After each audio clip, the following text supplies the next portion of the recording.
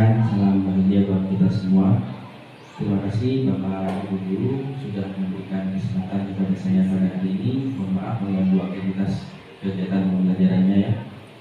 Pada hari ini kita akan mempelajari apa itu budaya positif.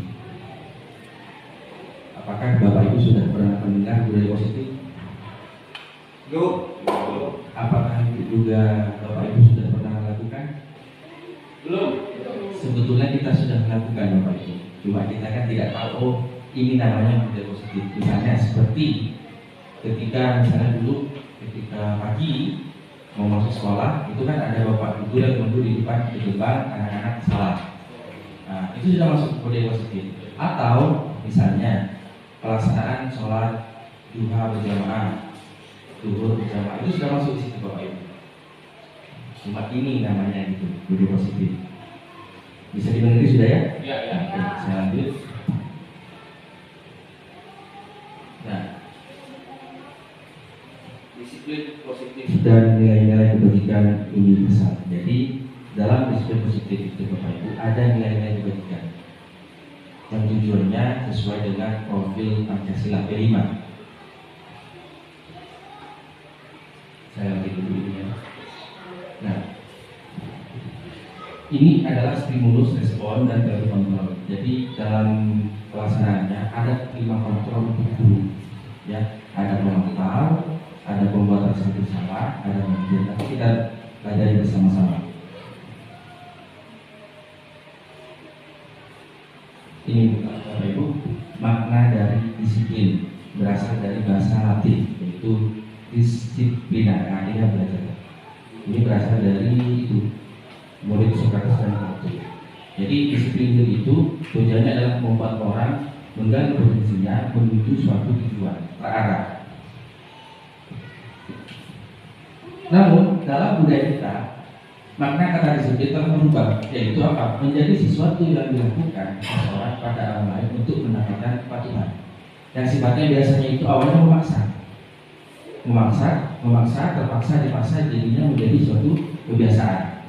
Kalau seperti dalam agama Islam itu kan awalnya seperti sholat itu kan dipaksa awalnya, anak-anak itu dipaksa, jam sekian bangun dipaksa, tapi akhirnya menjadi kebiasaan, akhirnya menjadi kelas kayak gitu.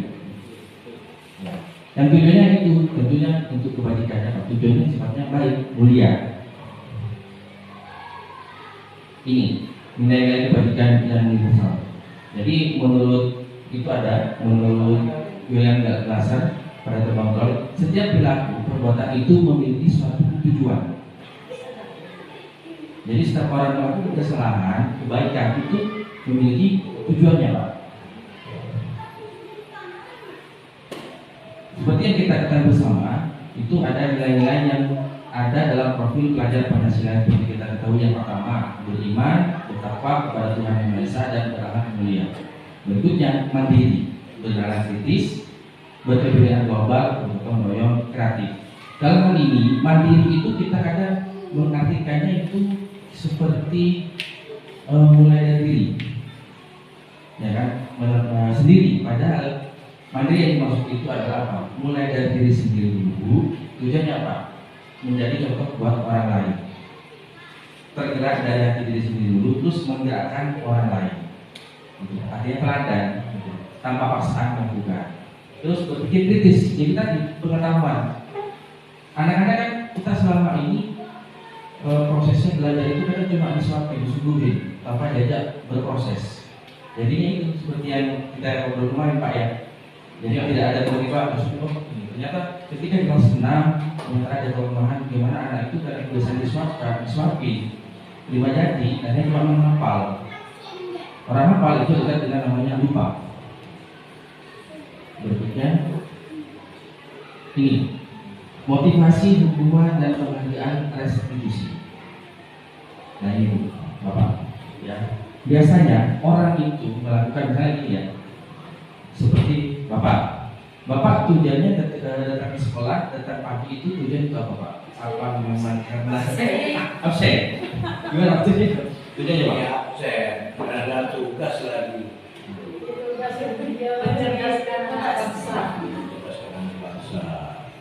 Tapi bukan karena itu Pak, takut sertifikasi dipotong ya, bukan ya? Tidak ada pengaruhnya. Tidak ada pengaruhnya. Berarti memang tujuannya itu hati nurani untuk menjadi teladan. Nah, kadang itu Pak, kadang ada orang itu di perusahaan atau di lembaga itu karyawan melakukan suatu kepatuhan ingin dipuji biasanya. Kalau sudah ingin dipuji berarti dia ingin ada di posisi aman, selamat. Itu. Yang kedua itu adalah mendapatkan imbalan. Sama seperti ini. Menurut Ibu, Bapak sepakat nggak kalau anak-anak itu biasanya termotivasi kalau diberikan reward? Anak-anak, kalau kamu bisa jawab, saya kasih aja. Itu baik nggak sebetulnya? Kurang baik. Kurang baik. Kenapa Ibu? Karena menurut saya apa ya, anak-anak itu berlomba-lomba bukan untuk apa, maksudnya berpikir kritis ke depannya, tapi mereka berlomba-lomba untuk mendapatkan reward tersebut. Oh, berarti ada maksud dan tujuan gitu. Apa ya, sesuai kenyataan di lapangan itu anak-anak giat jika mendapatkan reward. Jika tidak ada reward, anak-anak mulai gunung seperti itu. Oke, terima kasih Bu ya. Jadi anaknya itu melakukan sesuatu karena ada satunya. Kalau itu tidak ada, berarti anak itu tidak mau melakukannya. Sebetulnya sama dengan kita sebetulnya. Iya. Atau itu menghargai diri sendiri. Menghargai sendiri, saya akan menjadi seperti ini apabila satu biasanya ini mendapatkan penghargaan dari orang. Ketika dirinya sendiri yang dihargai. Kalau saya melanggar, saya dimarahi sama atasan. Kalau saya dimarahi biasanya absen saya di itu biasanya kan. Jadi itu setiap manusia melakukan sesuatu itu karena ada motivasi, ada kebutuhan dasar manusia. Nah, ini merdeka. Menurut IHB, merdeka itu artinya tidak hanya terlepas dari perintah, akan tetapi juga cakap memerintah diri sendiri. Itu tadi mandiri.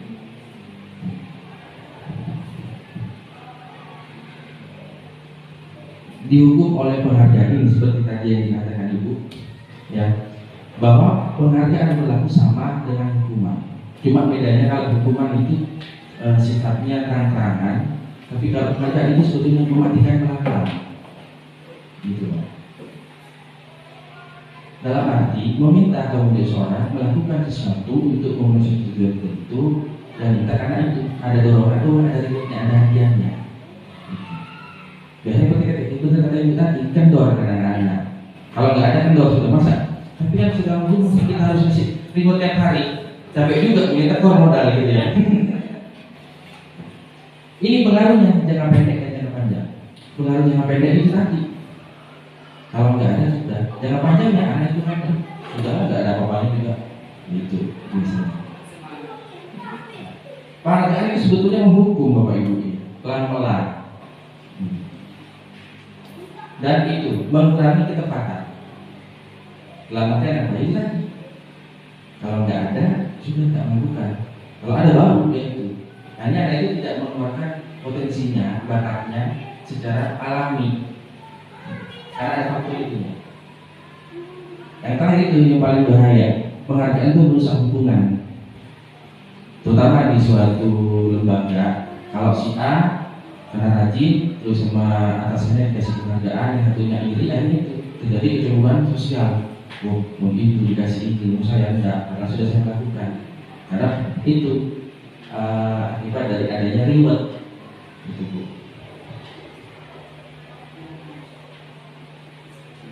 Ini lagi, penghargaan itu menurunkan kualitas dan berikutnya mematikan kreativitas dan mengurangi potensi dari dalam. Karena itu pengaruh luar. Jadi dalam hal ini tidak tergerak, tidak muncul inspirasi, tidak mandiri untuk melakukan sesuatu perubahan. Karena tadi kalau nggak ada, tidak melakukan. Seperti kita guru-guru, kalau nggak ada kenaikan pangkat, kita tidak menunjukkan karya ilmiah, kan gitu biasanya. Itu tadi. Padahal itu adalah suatu kebutuhan kita kan. Karya ilmiah itu untuk apa? Mengukur sejauh mana kita melakukan aktivitas belajar itu berhasil atau tidak. Bapak Ibu, saya boleh bertanya enggak? Ya, ini mana tadi mic-nya? Mungkin dari Bapak ya. Yang pertama Pak, mencatat 100 kali di dalam buku kalimat saya tidak akan terlambat lagi karena terlambat sekolah. Itu hukuman atau konsekuensi? Hukuman, menurut saya hukuman. Kenapa Pak? Karena ya tujuannya agar anak itu tidak melakukan akhirnya dia kalau dihukum anak tersebut tidak akan mengulang lagi, bisa itu kalau sampai ya, tapi sesungguhnya menurut saya itu juga ada positifnya, ada juga sisi negatifnya. Ya positifnya ya mengajar anak agar tidak mengulang lagi, negatifnya yaitu ya apa ya istilahnya itu anak ya dihukum akhirnya ya takutnya bukan takut karena nurani, karena takut dihukum kan gitu, intinya tidak akan keluar dari orangnya sendiri gitu. Saya itu. Berarti Bapak itu setuju itu hukuman? Ya setuju. Oke, baik. Pertanyaan kedua. Baik Pak, itu Pak. Lari mengelilingi lapangan basket 2 kali karena terlambat hadir di sekolah. Menurut Bapak apa? Menurut saya itu adalah hukuman. Setuju Bapak? Setuju. Apakah itu akan mendisiplinkan? Bagaimana? Apakah itu akan bisa mendisiplinkan anak-anak? Belum tentu. Belum tentu. Berarti tapi Bapak itu setuju itu hukuman ya? Hukuman. Oke, baik. Itu pertanyaan ketiga. Murid diminta untuk push up 15 kali karena tidak menggunakan masker di sekolah. Hukuman atau konsekuensi? Hukuman. Kenapa Bu? Karena apa ya? Terlibat fisik di situ ya, push up 5 kali karena tidak menggunakan masker. Kalau menurut saya bila mereka berkonsekuensi bisa memakai masker, mungkin apa ya dipisahkan saja sama teman-teman yang lain, bisa seperti itu, dikasih jarak karena tidak memakai masker. Kalau push up itu hukuman. Oh gitu. Iya. Hukuman ya. Iya. Menggantikan kertas tugas teman yang telah dicoret-coret. Hukuman atau konsekuensi? Menggantikan kertas teman yang telah dicoret. Hukuman ya. Hukuman. Iya. Kenapa Bu? Kalau misalnya enggak diberi hukuman, itu anak-anak tetap misalnya di kelas 2 ya, kelas rendah contohnya, kalau enggak dihukum karena itu sudah mencoret-coret punya temannya kan itu biasanya nangis. Kalau tidak dihukum itu pada saya merupakan hukuman. Nah nanti kalau diberitahu, dinasehati, anak-anak itu tidak akan mengulangi lagi. Dan berikutnya, membersihkan tumpahan air di meja tulis karena tersenggol pada saat belajar. Hukuman atau konsekuensi? Konsekuensi kenapa? Karena mungkin dia tidak sengaja. Oh gitu. Misalnya kalau sengaja, ya maksudnya mungkin dia tidak sengaja ya. Kalau sengaja pun, ya nggak usah dikasih hukuman. Cuma kesalahannya nggak terlalu besar menurut saya. Bisa itu. Nah, ke Bapak Edi. Oke. Murid disuruh untuk mengenakan sepatu seharian di sekolah karena tidak mengenakan sepatu hitam. Menurut Bapak, hukuman atau konsekuensi? Konsekuensi. Kenapa Pak? Karena menurut saya kembali pada pertanyaannya antara konsekuensi dan hukuman, di mana konsekuensi itu dilakukan untuk membangun karakter positif pada diri anak, sementara kalau hukuman itu untuk memberikan efek jerah. Kalau di sini murid disuruh menggunakan sepatu hitam seharian di sekolah karena untuk meningkatkan sikap disiplin pada siswa terhadap aturan. Sementara kalau misalnya hukuman itu anak disuruh untuk berlari atau apa yang berkenaan dengan itu. Oke, terima kasih Pak ya. Yang terakhir itu lari mengelilingi lapangan basket 2 kali karena terlambat 10 menit untuk pelajaran yoga. Ini kira-kira hukuman atau konsekuensi? Hukuman. Konsekuensi. Konsekuensi. Karena berkaitan dengan video. Nanti kita akan pelajari apa itu hukuman, apa itu konsekuensi. Ini selama ini kan kita absurd, gitu kan, Bu. Sulit membedakan antara hukuman dengan konsekuensi. Baik, kita cek sama-sama jawaban kita ya. Itu, Bu. Yang pertama hukuman. Jadi seru sekali itu menulis itu adalah hukuman, ya kan? Lari bahasa itu hukuman. Nah, mengganti kertas tadi, Bu. Mengganti kertas.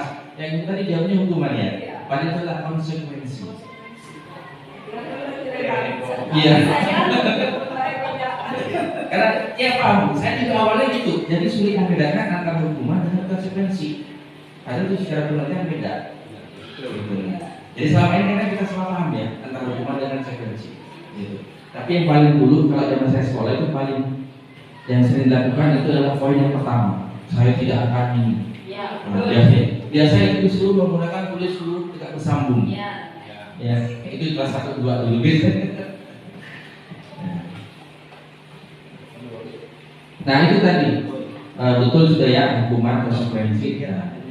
Jadi nanti dalam ini Ibu Bapak kira-kira akan sudah memahami apa sih hukuman sama konsekuensi. Nanti kita dalam lagi. Bisa lanjut ya? Nah itu perbedaan hukuman dan konsekuensi. Ya. Jadi kalau hukuman itu sifatnya poin yang kiri ya. Sesuatu yang menyedihkan harus terjadi. Kalau konsekuensi sesuatu harus terjadi. Seperti tadi mengganti kertas, ya kan? Harus terjadi karena akibat dari kesalahan mengganti. Tapi kalau yang hukum itu sifatnya menyedihkan, itu bedanya Bu ya. Itu bedanya. Sama seperti misalnya pembuat kelas 2 bertengkar, ya kan? Menarik baju temannya sampai sobek. Disuruh mengganti, itu hukuman atau konsekuensi? Konsekuensi, iya.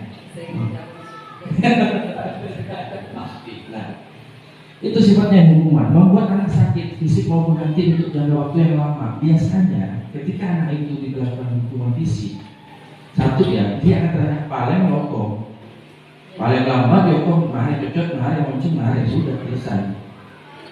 Tapi itu adalah bentuk sebetulnya dendam dalam hati.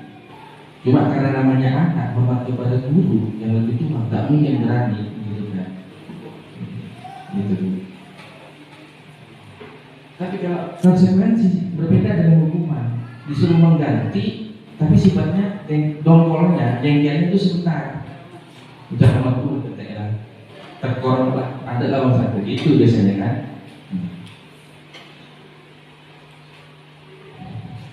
Bedanya itu tadi yang di hukuman lagi anak memuji kedisiplinan. Jadi tadi kan, peraturan boleh, lambat nyokong, tak ibu tidak pakai kopi, jemur menilai, gitu kan. Tapi kalau sifatnya konsekuensi, ketika sekali melakukan kesalahan, dia kan biasanya apa ya? Untuk melakukan itu masih mikir. Nah, sifatnya lagi ini mendorong anak menyakiti diri sendiri. Kalau yang konsekuensi mendorong anak agar mudah menyesuaikan. Kita menyesuaikannya. Kalau menyakiti itu sifatnya dia berbuat salah, dia sudah siap diterima, menerima dirinya untuk dihukum fisik. Nah, paling mau sakit sebentar. Dia betul sudah siap, tega sudah. Tapi kalau konsekuensi, saya harus menghindari ini supaya tidak melakukan ini. Beda, artinya beda sudah. Nah ini paling terakhir Bu, marah, rasa bersalah diperlukan rasa tak terjadi. Biasanya itu anak-anak itu biasanya ketika dihukum fisik, dia pasti diam aja, tapi setelah itu dia berburu marah, saking marahnya nangis, kan gitu biasanya kan ya. Sebetulnya itu marah di guru kita, kan gitu. Cuma karena dia kecil, nggak mungkin lah melawan orang tua, gitu.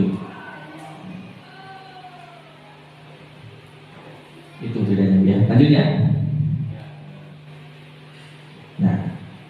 Keyakinan kelas, ada aturan kelas, ada keyakinan kelas, ada budaya positif. Itu benar. Nah, sekarang saya mau tanya, dilarang membuang sampah di kelas, itu aturan atau keyakinan kelas? Aturan. Kalau keyakinan kelas ya apa?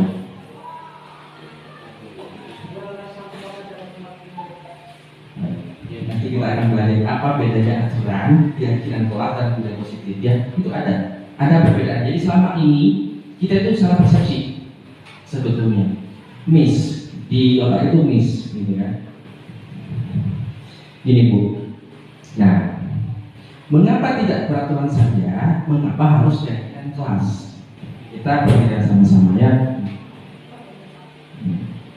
Keyakinan kelas itu bersifatnya abstrak daripada peraturan yang lebih rinci dan konkret. Nah, keyakinan kelasnya seperti yang saya contohkan tadi, dilarang buang sampah di kelas. Itu aturan. Tapi kalau keyakinan kelas menjaga kebersihan adalah sebagian dari iman, itu adalah keyakinan. Beda Bu ya? Beda ya. Aturan dengan keyakinan beda. Biasanya kalau dibuatkan aturan, itu anak melanggarnya biasanya sering. Sama seperti begini. Kita pakai helm. Justru kita meyakini, ya, kita garis bawahnya meyakini. Kita pakai helm meyakini karena ada polisi takut ditilang. Padahal yang sebetulnya memakai helm itu adalah apa? Keselamatan. Tapi karena kita yakin bahwa kalau pakai helm ada polisi, berarti dia melihatnya itu aturan. Padahal kalau keyakinannya jagalah keselamatan Anda, pakai helm. Orang kan lebih takut kalau begitu, kan gitu kan ya. Sama misalnya dilarang buang sampah di sini, banjir, biasa aja mikirnya kayak itu. Tapi kalau misalnya gini, siapa yang buang sampah di sini, hukumannya apa misalnya neraka, takut mereka. Tapi kalau cuma karena banjir, ya kayak gitu kan. Jadi beda Bu ya. Nah, keyakinan kelas berikutnya itu berupa pernyataan yang universal seperti tadi. Kebersihan adalah sebagian dari iman. Kan banyak, luas sifatnya. Menjaga kebersihan kulit kan bisa saja di kaki, bajunya rapi, bersih, kan gitu. Sepatunya kalau cuma aturan, buang sampah paling gitu. Kalau aturan itu sifatnya lebih rinci, konkret, mengerucut. Gitu. Kalau keyakinan itu sifatnya umum, universal. Tapi mengandung nilai-nilai kebajikan. Apa itu kebajikan? Kebaikan. Gitu. Nah, bisa dilihat di sini. Bentar. Nah ini Bu. Ya, peraturan kelas, keyakinan kelas, nilai positif dan budaya positif. Itu. Jadi peraturan kelas itu rinci. Bagian terkecilnya, agak lebar sedikit itu namanya keyakinan kelas. Nah sedikit lagi, melebar lagi lingkungan positif. Tapi itu budaya positif. Misalnya di sekolah, budaya positifnya apa? Menjaga sopan santun. Jadi ketika ketemu guru, misi, kan gitu. Di kelasnya, ke peraturan kelasnya apa? Sopan santun. Ketika keluar kelas, Harus pamit. Itu aturannya. Gitu Bu. Nah sudah paham ya antara peraturan kelas, ya dinas, lingkungan positif dan budaya positif. Nah, bisa kita lihat di sini. Kira-kira yang kiri yang kanan itu ada nggak yang Ibu nggak pahami kenapa ini kesempatan kelas, kenapa ini keyakinan kelas? Gimana? bisa aja, bisa diperbesar. Oh, yang pertama ini, yang di situ itu kesempatan kelas, datang tepat waktu mengucapkan salam. Kesepakatan kelasnya kami guru dan murid yang saling menyayangi. Terus itu menjaga kebersihan sekolah. Nah, menjaga kebersihan sekolah di sini itu keyakinan atau peraturan? Peraturan kelas bukan. Gimana Pak? Peraturan. Peraturan atau keyakinan? Menjaga kebersihan sekolah. Keyakinan. Berarti yang sifatnya umum, lebih luas Pak. Itu bedanya ya. Dan ini kita lanjut dulu. Nah ini bisa dari Ibu. Yang pertama Bu, selalu kembalikan buku ke tempatnya. Itu keyakinan kelas atau berupa keyakinan kelas apa?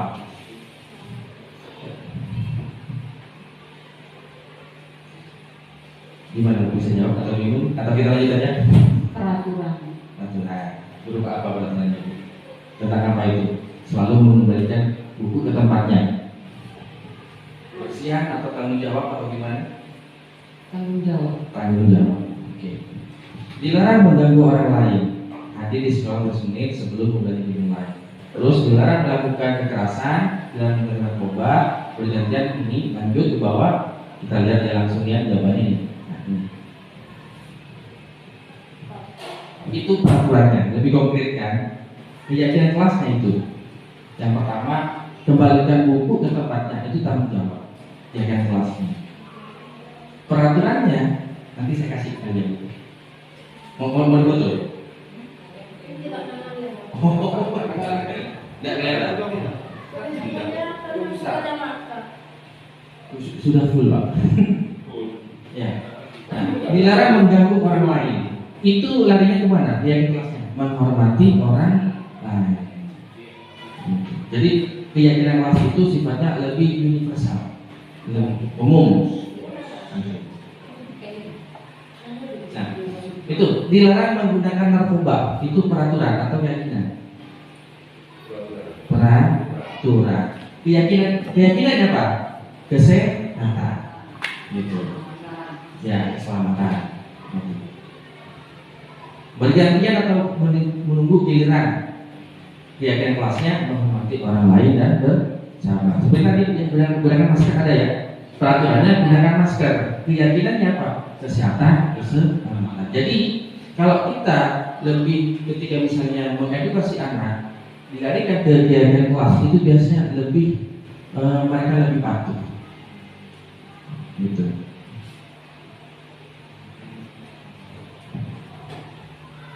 Nah ini kebutuhan dasar manusia dan dunia berkualitas.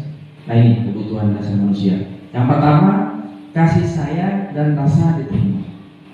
Berikutnya penguasaan, kebebasan, kesenangan, di mana semuanya itu merujuk tujuannya apa? Bertahan hidup. Sama seperti kita kan hidup di masyarakat, gitu kan ya. Kita pasti ingin merasa diterima di lingkungan, kan gitu. Akhirnya berbaur.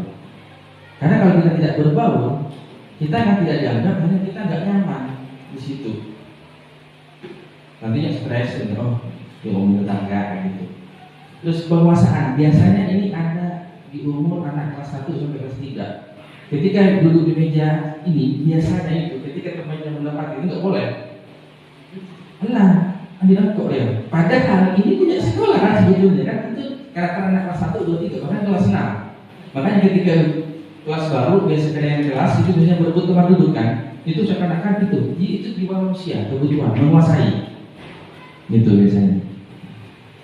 Terus kesenangan, jadi ketika sudah di situ dia merasa nyaman, senang, apapun akan dilakukan, tujuannya kesenangan, gitu ya. Terus kebebasan, jadi manusia itu pengen bebas. Tapi kan kebebasan ini diplesetkan, melintir, jadi apa? Kartu TV, sakar P.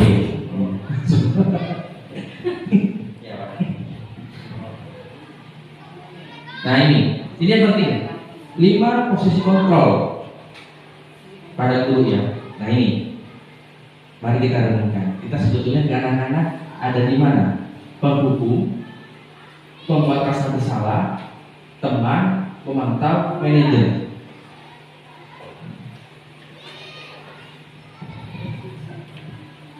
Di mana? Teman. Kira-kira dari 5 itu mana yang paling baik? Teman. Oke. Pernah nggak kita menjadi sosok guru yang berada di posisi pembuat rasa bersalah? Pernah.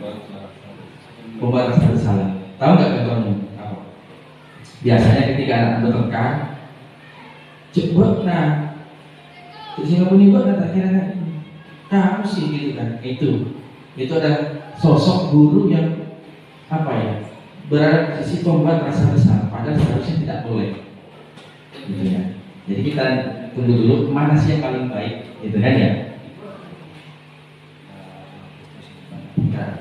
Nah, bisa dilihat Bapak Ibu, ya, kasus siswa tidak memakai atribut lengkap saat upacara bendera.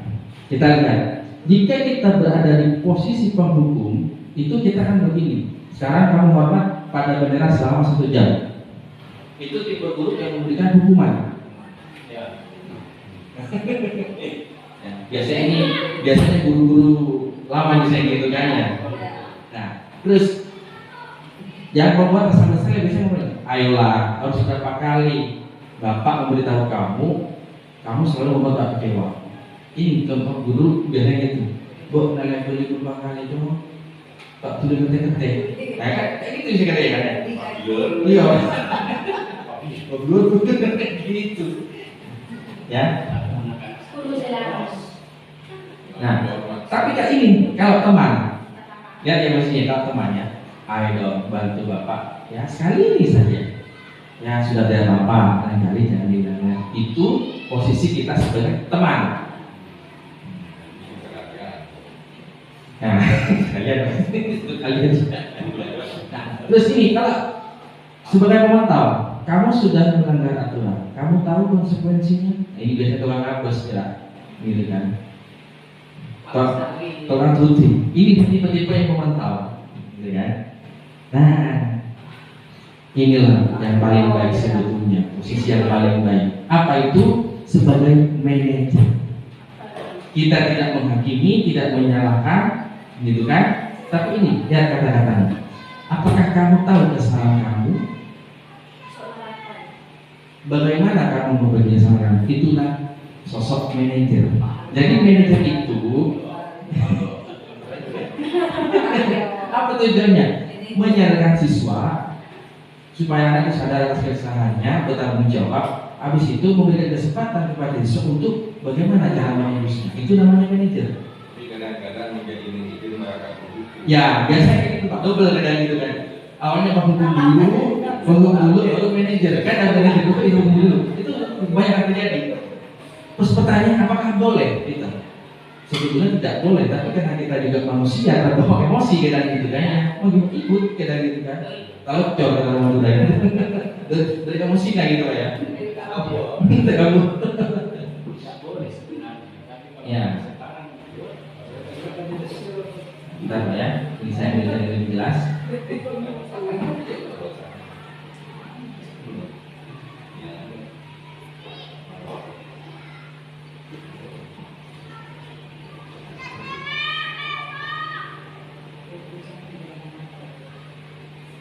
Nah, ini tadi ya. Habis ini kita lanjut ke sini ya.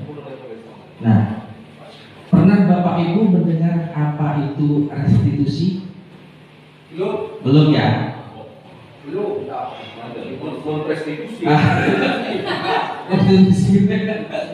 Ya. Belum ya? Belum restitusi ya? Pernah mendengar Pak? Arti yang Kita tolong berikutnya.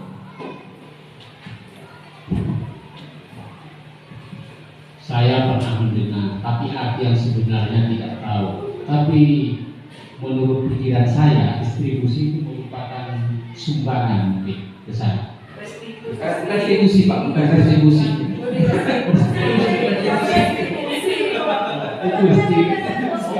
Iya, distribusi ya, bukan distribusi ya. Sebetulnya ini saya sebut bentar ya. Jadi begini, restitusi itu sebetulnya kita sering lakukan anak-anak, Ibu ya. Cuma kita tidak tahu oh ini teorinya, oh ini namanya. Jadi restitusi adalah proses menciptakan kondisi bagi murid untuk memperbaiki kesalahan mereka sehingga mereka bisa kembali pada kelompok mereka dengan karakter yang lebih kuat. Restitusi itu adalah apa? Proses kolaborasi yang mengajarkan kepada murid untuk mencari solusi masalah mereka, untuk membantu murid berpikir tentang seperti apa yang mereka ingin, yaitu tujuan mulia, bagaimana mereka harus melakukan. Maksudnya begini Bapak Ibu, ketika anak itu melakukan kesalahan, kita ajak, posisikan kita sebagai manajer, kita ajak apa kesalahannya, Terus bagaimana cara kamu mengurusnya? Itu adalah proses dari restitusi. Dan sebetulnya kita sudah melakukan itu. Kalau boleh tahu apa bukan sini lakoni apa? Terus bukan lemah cara nanti. Nah itu sudah bagian restitusi. Cuma kita tidak tahu apa sih dalam ini. Di restitusi itu ada 3 Bapak Ibu ya. Nah,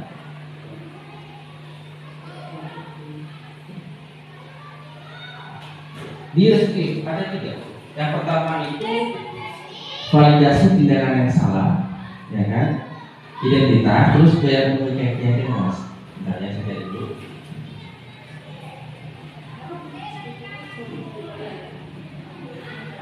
Nah, ini Bapak Ibu. Ya, yang pertama itu adalah menstabilkan identitas, habis itu validasi kebutuhan, yang terakhir adalah menanyakan keyakinannya. Gitu. Nanti saya kasih contoh.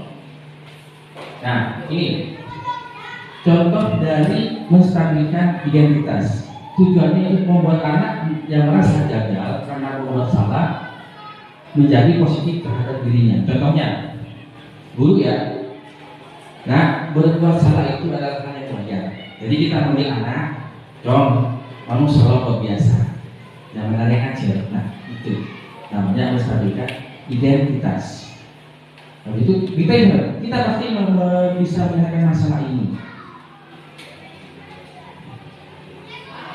Yang berikutnya, Bapak dan Ibu tidak mau tahu siapa yang benar dan salah.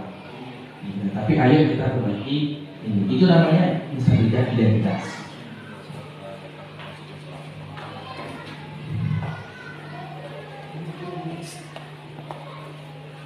Nah,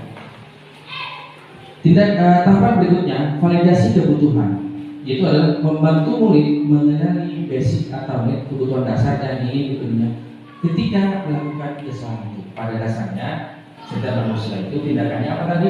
Memiliki tujuan hidup, entah kepuasan, kesenangan, merasa diterima, itu Pak. Nah, ini contohnya validasi kebutuhan. Nah, kamu bisa saja melakukan hal itu, tapi kamu tidak melakukannya kan? Misalnya gini, ketika teman-teman, iya kamu udah bisa gue mau jalan ke Telegram data akunnya apa? Nah, itu adalah bagian dari validasi kebutuhan. Terus Bapak paham ketika kamu misalnya mencuri, oh iya Bapak tahu alasannya, mungkin kamu tidak punya uang saku, tadi belum pengen, tapi berhalang misalnya atau ngalak pimpinan temannya, gitu. Jadi posisi kita sebagai apa? Sebagai manajer, jadi nggak gampang menyalahkan. Kita orang boleh nggak gitu. Nah, orang begitu biasanya kan, cuk biasa, gitu kan gitu ya. Nah, yang terakhir, menanyakan keyakinannya. Jadi setiap anak kesalahan itu tanya, keyakinan kelas apa yang kamu langgar? Misalnya, bawa sampah sembarangan. Keyakinan kelas apa yang kamu langgar? Menjaga kebersihan Pak. Dan misalnya, kamu mukul temannya. Keyakinan sekolah apa yang kamu langgar? Menyayangi teman. Beda Bu ya, tidak paham sudah ya, antara aturan, keyakinan sudah paham gitu kan.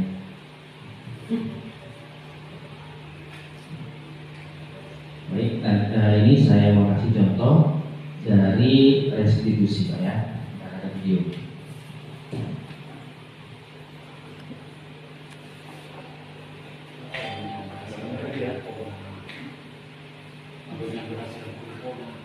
Ya.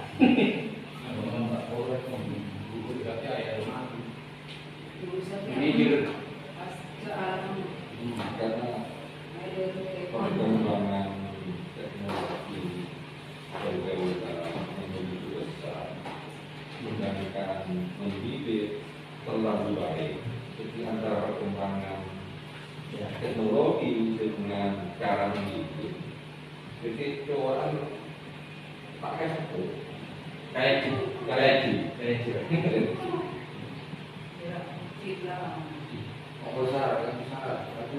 kita lebih cepat perkembangan lagi. Untuk masuk suaranya Pak ya. Dan tulisan tetap Kurang. jadi burung. Lihat masalah keyakinan, apa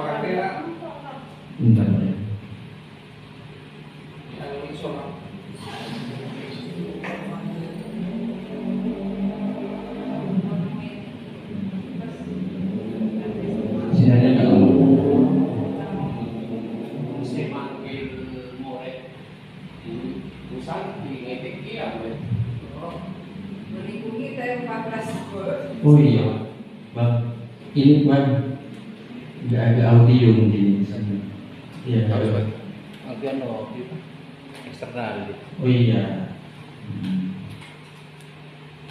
nggak bisa. Jadi dalam hal ini saya itu memanggil murid. Yang pertama itu, yang ini saya panggil karena dia buang sampah sembarangan. Yang ini main bola Pak, main bola kalah, ketinggalan dana dan seperti itu tidak diterima karena anak ini bikin kesalahan sehingga membuat kekalahan. Tidak bisa.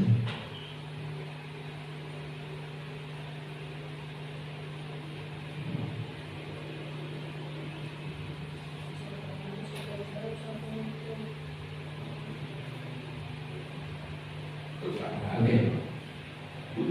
Ini Pak, ciri-ciri restitusi. Ya.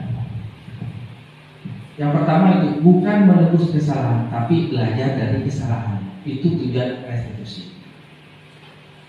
Beda ya, menebus kesalahan dengan belajar dari kesalahan. Jadi kita mengajak murid itu belajar dari kesalahan, bukan menebus. Belajar. Yang kedua, memperbaiki hubungan antara yang bersangkutan bermasalah. Dan di sini sekalipun misalnya ada anak yang salah, tahu bahwa anak itu salah, tapi kita jangan sampai menjadi posisi penghukum atau merasa bersalah. Tapi posisi kita sebagai asal manajer, karena gini, biasanya kalau anak itu kita judge, kita hakimi itu salah, biasanya ketika selesai didamaikan dia akan merasa terkucil. Ketika terkucil, bisa jadi kejadian itu akan berulang lagi. Jambul, tak lari Pak gitu kan. Jadi tujuan restitusi itu apa? Itu tadi di poin terakhir, restitusi mengembalikan murid yang berbuat salah pada kelompoknya. Jadi anak yang salah tadi setelah kita bina, kita akurkan, dia akan diterima lagi sama kelompoknya. Karena kenapa? Satu, dia merasa bersalah, terus dia memperbaiki kesalahan itu, dan misalnya ada yang teman dirugikan karena tindakannya, dia ganti, dia melakukan konsekuensi. Itu tujuannya restitusi. Ya. Terus itu lagi, tawaran bukan paksaan. Seperti tadi, saya ini ketika anak itu tadi membuang sampah sembarangan, saya begini, saya tanya, kejadian kelas apa yang kamu langgar menjaga kebersihan Pak? Terus sikap apa yang akan kamu tempuh, kamu ambil?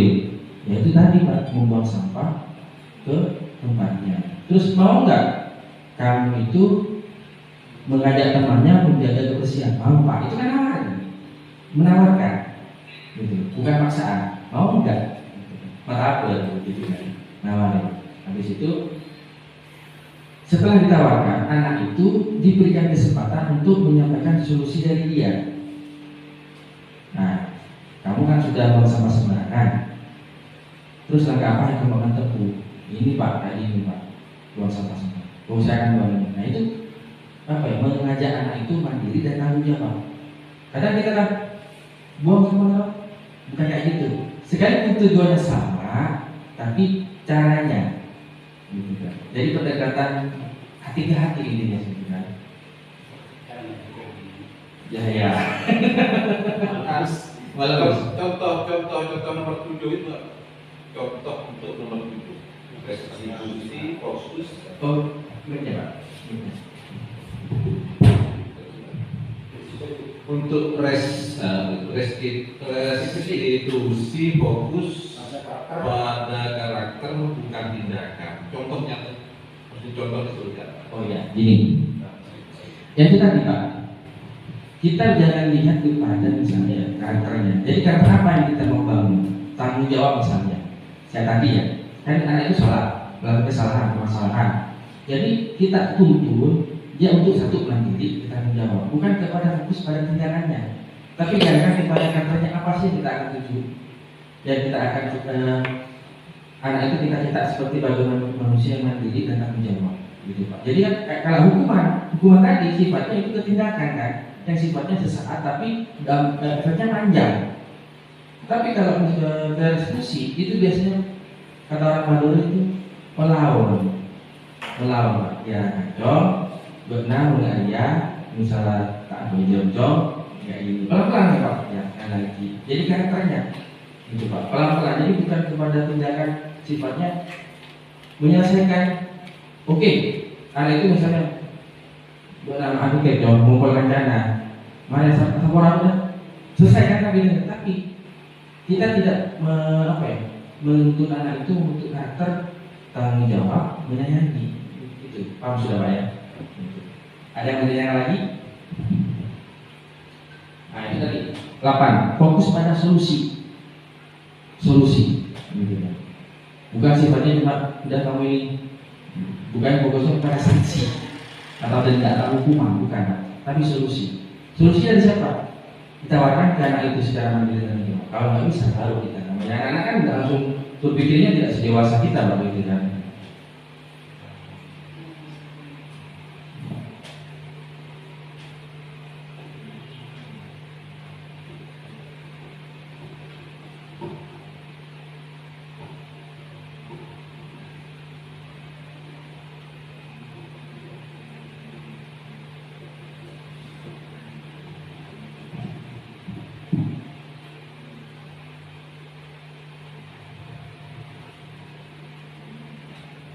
Nah ini contohnya, kalau kita sebagai guru yang membuat rasa bersalah, saya kecewa sekali dengan kamu. Biasanya kan itu kan biasanya membuat anak itu tahu. Memang anak itu salah, tapi jangan sampai kita membuat saja apa kan katanya orang itu saja nite ya gitu Pak. Ya, berarti jangan. Ya, bukan Pak, jangan, kita tidak boleh. Gitu kan. Apalagi anak-anak gitu kan.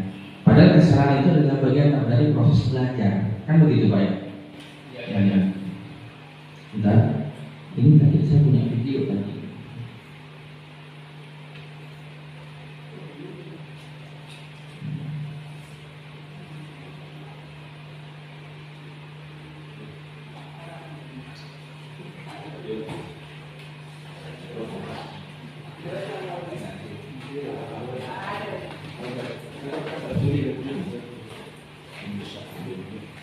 Bapak Ibu ada yang mau ditanyakan?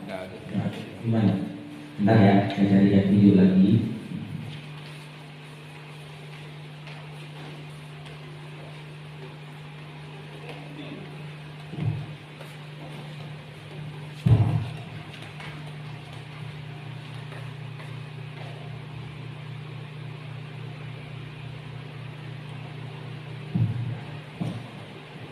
Ini Bapak, yang posisi kontrol tadi ya, penghukum, pembuat rasa bersalah, teman, pemantau, manajer. Ini posisi guru di sini ya. Ya. Kalau penghukum, dia biasanya menghati, menunjuk, menyakiti, menyindir. Itu tipe guru yang penghukum. Kalau pembuat rasa bersalah itu biasanya berceramah, menyalahkan seharusnya. Dulu nggak pernah ya, seharusnya kamu seperti ini, ibu kecewa. Nah itu kan bahasanya orang yang itu. Kalau teman membuat alasan untuk muridnya. Terus kalau pemantau itu menghitung dan mengukur berapa, sejauh mana dampaknya, gitu Pak. Tapi kalau manajer mengajukan pertanyaan bagaimana itu menuntut anak supaya mengakui bertanggung jawab dan memberikan solusi, itu bedanya saja.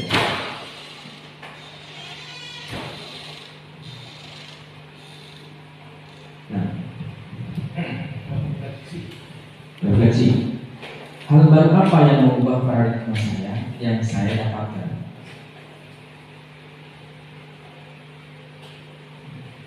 Menurut Bapak apa yang dari pembelajaran tadi Pak yang didapatkan?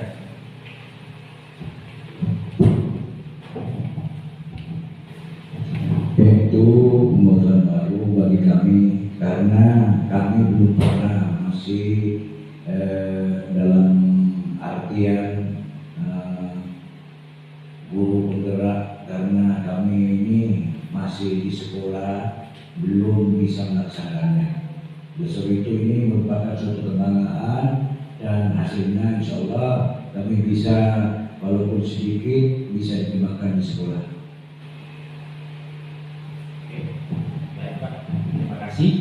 Berikutnya, perasaan apa yang muncul selama mengikuti ini khususnya mengenai makna disiplin dan motivasi fisik? Perasaan saya itu selama ini saya sebagai guru banyak melakukan kesalahan ternyata, karena pada intinya setiap hari itu saya selalu menghukum anak, memang ya wajarlah. Karena ini setelah saya ikut masalah penjelasan ini, saya menjadi paham bahwa tindakan saya itu selama ini ya banyak kesalahan. Jadi saya dengan program baru nanti saya di kelas akan merubah ya, sistem yang saya ikuti ini sekarang ini. Terima kasih. Oke, berikutnya Pak. Ya, peran among. Tahu peran among dulu itu? Asuh ke anak. Dari pembelajaran disiplin positif ini, kira-kira apa sih setelah ini yang akan Bapak perbaiki ketika menuntut anak? Apakah menjadi hukum lagi atau gimana? Ya, setelah saya mengikuti apa yang telah disampaikan oleh Dikator tadi, peran umum yang seperti apa yang saya telah lakukan selama mengikuti ini, dan jelas saya akan mengubah cara tindakan guru kepada anak supaya anak tersebut tidak mempunyai perasaan lain-lain atau perasaan dendam kepada gurunya. Ya.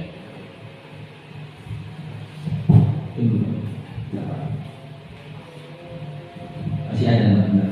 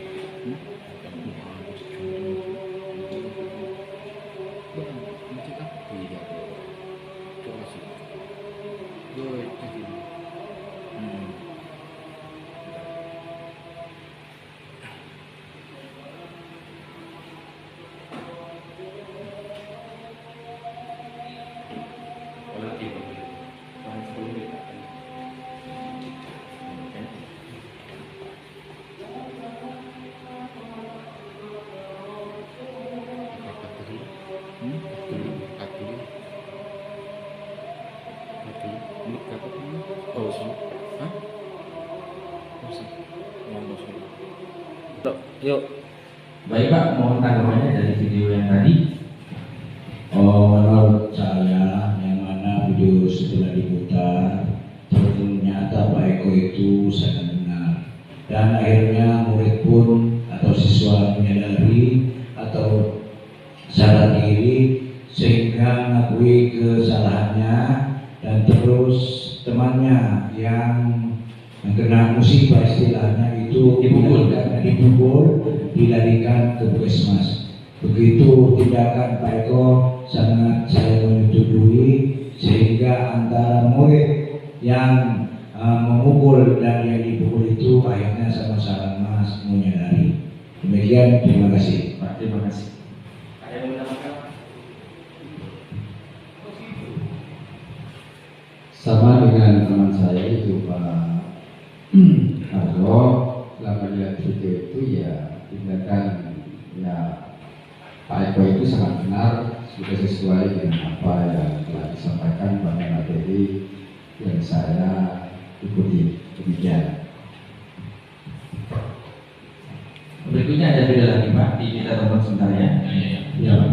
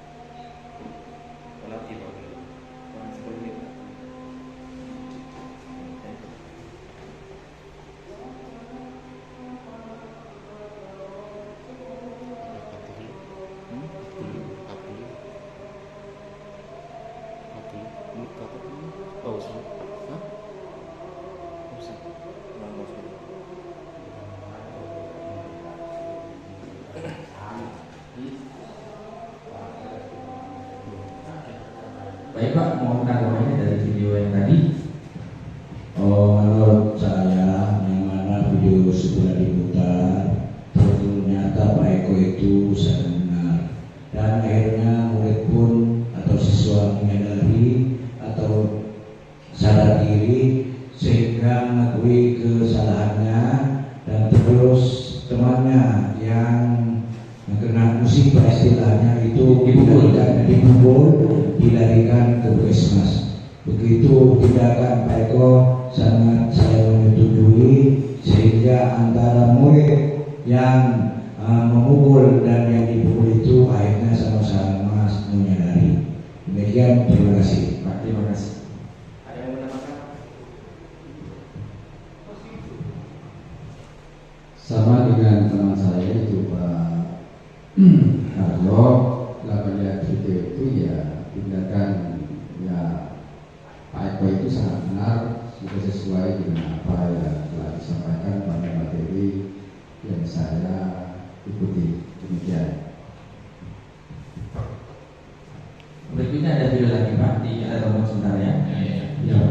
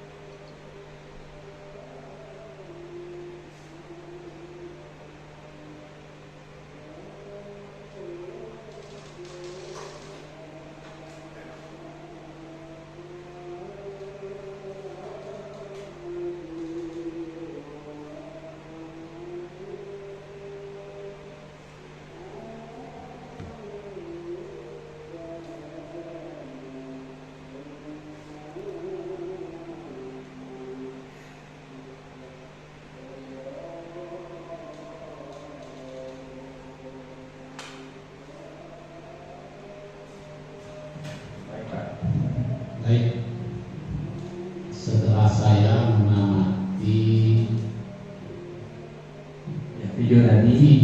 Video yang telah ditampilkan oleh Bapak Eko itu tindakannya betul, dalam artian masalahnya masalah anak membuang sampah seperti itu Pak. Ya.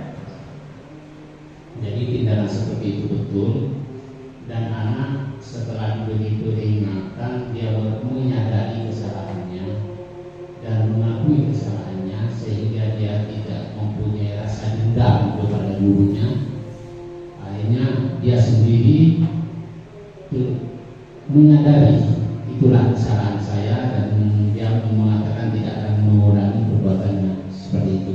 Terima kasih. Oke, Bapak terima kasih ya. Dari dua video tadi kita belajar bahwa yang pertama tadi kita sepakati bahwa manajer adalah posisi kontrol yang terbaik bagi guru, di mana posisi manajer yang dilakukan adalah menanyakan mengapa dan alasannya kenapa anak itu melakukan, dan menuntut siswa untuk bertanggung jawab mencari solusi.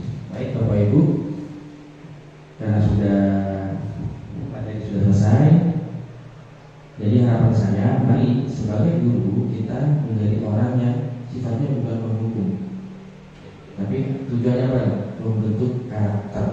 Melalui apa? Melalui peraturan kelas, keyakinan kelas, terus budaya positif. Kita tidak perlu yang langkah besar, tapi langkah-langkah ringan. Bagaimana caranya guru menyayangi anak sebaliknya menghormati guru dan berperilaku saling menyayangi dengan sesamanya.